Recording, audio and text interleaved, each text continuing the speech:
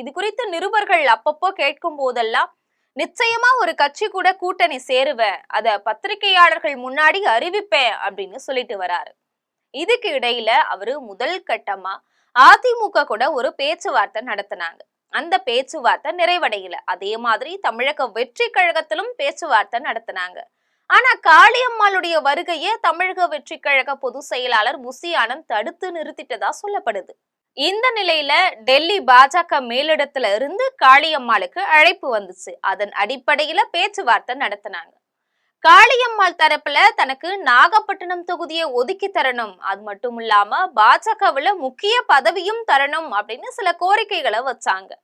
இத பாஜக மேலிடம் ஏற்றுக்கொண்டது. அதே சமயத்துல காளியம்மாளுக்கு புதுவிதமான யோசனை ஒண்ணு தெரிவிக்கப்பட்டது.